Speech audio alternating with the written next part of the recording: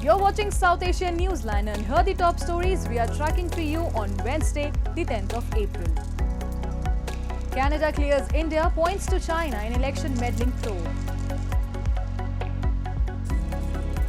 Taliban announces return of Afghan Sikh politicians to Afghanistan. And Muslims in Pakistan and parts of India celebrate Eid al-Fitr.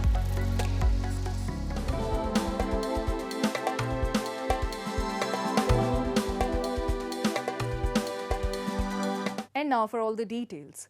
Changing its claim and making a U-turn, Canada on Wednesday said that an official probe into the allegations of foreign meddling in Canada elections has concluded that India did not try to interfere in Canadian politics. This comes days after the Canada Security Intelligence Service alleged that India and Pakistan attempted to interfere in Canadian elections that took place in 2019 and 2021. India had earlier refuted the claims and assured its commitment to non-interference in democratic processes of other nations. Prime Minister Justin Trudeau won both the elections. Under pressure from opposition legislators unhappy about media reports on China's possible role, Trudeau had set up a commission to probe foreign interference.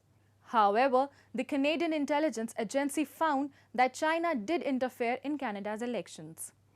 Canada's inquiry has escalated tensions in already restrained ties between the two countries. And in a first reaction to the report by The Guardian, India's Foreign Minister S. Jaishankar has refuted the allegations of India's involvement in assassination of individuals on Pakistani soil and said that Pakistan should be asking itself who are these people. The UK-based media portal citing Pakistani officials had alleged that New Delhi was behind the killing of at least 20 individuals in Pakistan who were associated with militant outfits. Reacting to the allegations in an interview with Republic TV, Jaishankar said people should be asking Pakistan who were those sterling citizens whose death is an object of international attention. There are enough snakes in Pakistan's backyard that can bite each other. Let Pakistan figure out who killed their own citizens, he said. Earlier, the Indian Foreign Ministry had also rejected the reports by The Guardian and termed the claims as false and malicious. Meanwhile, India's Defence Minister Rajnath Singh on Tuesday gave a stern response to China that although New Delhi wants good relations with Beijing, but if someone tries to hurt the honour of India, then it has the power to respond. Taking on China for renaming 30 places in India's Arunachal Pradesh, Singh said nothing is going to happen by changing the names. He further questioned if we rename some places in China, then will they become a part of India? India had earlier this month outrightly rejected the renaming as senseless and asserted that assigning invented names does not alter the reality that the state is, has been and will always be an integral part of India. Moving on.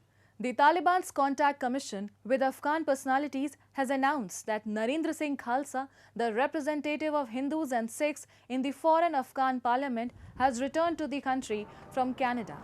In 2021, when the Taliban seized power, members of religious minorities had fled the country, fearing persecution.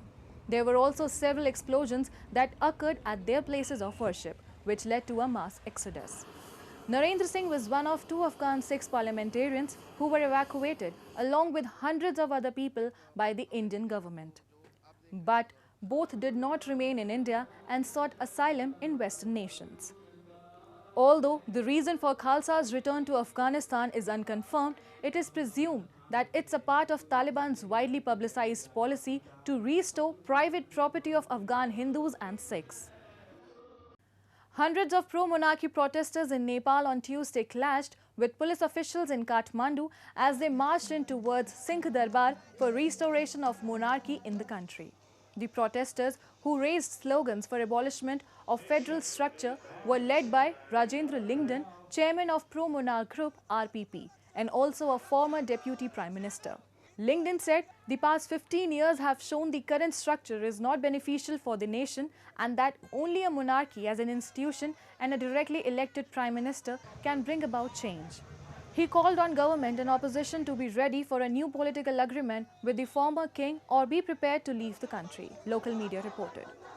The Tuesday's protests come 2 months after RPP submitted a 40-point charter of demands to Prime Minister Pushpa Kamal Dahal, demanding the reinstatement of constitutional monarchy and status of Hindu kingdom. Monarchy in Nepal was abolished after 2007 as the 1990 version of the constitution became defunct. निर्मूल गर्ने आजको आवश्यकता हो। यसको लागि संविधान नै परिवर्तन हुनुपर्छ भन्ने राप्रपाको माग हो। यो मुलुकमा संविधान परिवर्तन गरेर यो मुलुकमा हिन्दू राष्ट्र कायम हुने र राष्ट्र संस्थालाई स्थापना गर्न सक्यौं राष्ट्रपतिको ठाउँमा भन्देखि मात्रै यो मुलुकमा मुलुक बच्न सक्छ। होइन भनेदेखि आज मुलुक ज्यादै विषम परिस्थितिमा गयो। अब जनताहरूले टुलटुलो हेरेर बस्ने वातावरण छैन। अब प्रत्येक जनताहरू सडकमा उर्लिनु पर्ने अवस्था सिर्जना भएको हुनाले आज राष्ट्रिय प्रजातन्त्र Bangladesh Transport Minister Ubdel Kader has termed main opposition party BNP as a symbol of undemocratic force and said it always hatches conspiracy to destroy the country's democratic and stable environment. Kader, who is also the General Secretary of ruling Awami League, said on Tuesday that BNP's principle, ideology and activity are opposing the democratic values. BNP's stance is at the opposite pole of democracy in the political arena, he said in a statement. He further said BNP was born in the hands of a military dictator and bears an undemocratic spirit in disguise of democracy. BNP had resorted to terrorism and anarchy in order to thwart the elections without joining it, he added. Notably, BNP and ruling Awami League are at loggerheads with the former accusing PM Sheikh Hasina's government of authoritarianism. Hasina has refuted the charges and has termed the opposition party a terrorist organization. And Muslims in Pakistan and parts of India on Wednesday celebrated Eid al-Fitr, marking the end of the holy fasting month of Ramadan. Take a look. Pakistani Muslims held mass prayers on Wednesday to celebrate Eid al-Fitr, one of the two major festivals in the Islamic calendar that marks the end of the fasting month of Ramadan. A worshipper in Karachi said, "We should keep our less privileged brothers in our minds and never forget them," as a congregation embraced each other following a mass sermon outside a mosque. Another devotee said he remembered the persecuted Muslims of Palestine in his prayers. Ramzan का महीना अल्लाह ताला ने हमें अता किया, इसके अंदर हमने रोज़े रखे, अल्लाह की इबादत की और आज ईद उल फितर की नमाज़ अदा करी। हमें इसके अंदर अपने तमाम बहन भाइयों को, गरीबों को याद रखना चाहिए कि हम उनको नहीं भूलें जो हमारे अंदर गरीब हैं। Pakistan is a predominantly Muslim country where more than 90% of its 240 million population practices Islam. The government has declared a 4-day public holiday for Eid from April 9 to 12. Meanwhile, similar scenes were witnessed in India's southern Kerala and Tamil Nadu states and the Union territories of Jammu and Kashmir and Ladakh, where Muslims held mass prayers to mark the occasion based on sighting of the moon. The timing of Eid can vary in different countries depending on the sighting of the new moon, which marks the start of the month in Islam's lunar calendar. The festival will be marked in the rest of India and in neighboring Bangladesh on Thursday. ये आज ईद उल फितर का त्यौहार है, वो खुशियों के साथ बनाया जा रहा है क्योंकि माह रमज़ान में लोग रोज़े रखते हैं, भूखे प्यासे अल्लाह की रज़ा के लिए रोज़े रखते हैं, अल्लाह को राज़ी करने के लिए। ये साल में एक बार ही त्यौहार आता है, बार बार नहीं आता है क्योंकि ये जिंदों का त्यौहार है कि हमारे बुज़ुर्ग चले गए। पिछले साल हमारे बुज़ुर्ग जो थे वो भी नहीं हैं इस दुनिया में, लेकिन हमारा यही मैसेज है कि हमारा हिंदुस्तान आबाद रहे, कायम रहे। That's all in tonight's edition. We'll see you same time tomorrow. Good night.